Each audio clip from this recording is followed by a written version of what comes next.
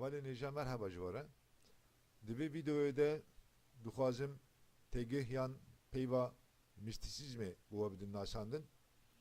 Vaki teyzanin çavkaniya ve peyve zamanı Yevnaniye u tekiliya ve peyva mistikos yani kesin ku beştari aynen eleusus dibin reheye yani divateya beştariya misteriyade hatiye bikaranin.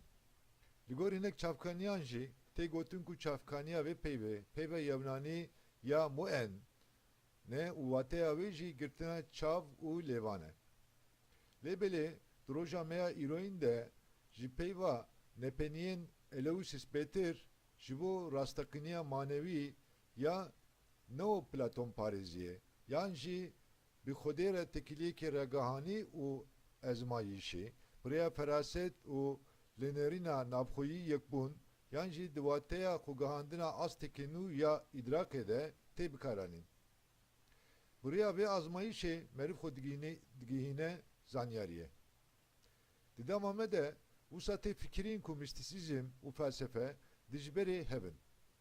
Le evte geçtin hilbereke dünya nujene. Heçku didemin bori de tekiliya ramana felsefi u mistik geleki hurt buye. De felsefeyin Sokrates, Platon u Pisagorasi de gelek hemanin mistik hene u gelek mistikin flaşı de heman demede filozofin naskiribun. Merif dikare sutrayen bu da u fikrin mistik yen Şankara'yı levirvaki du minakam bide.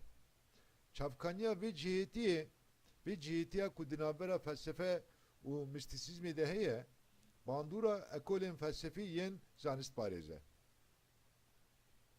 Ramana mistik du beşe yek panteizme u adinci pananteizme.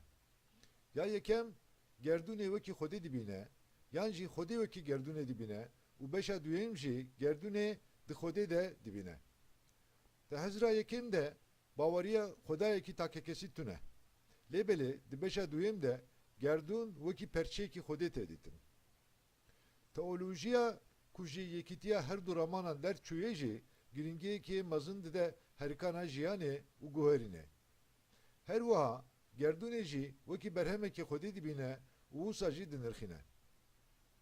Ligor Bavariya teolojiyeci gerdun bu xodere dilibe. Çavkaniya mistisizme çavkaniya din u hunereyeci. Ango birevariya yen ne xuya kuli dervi cihana xuya kiriye çavkaniya mistisizmeye. Mistik duhundure a ezeli de tedgece a ku demdemiye u duhundure a demdemi deci tedgece a ku ezeliye.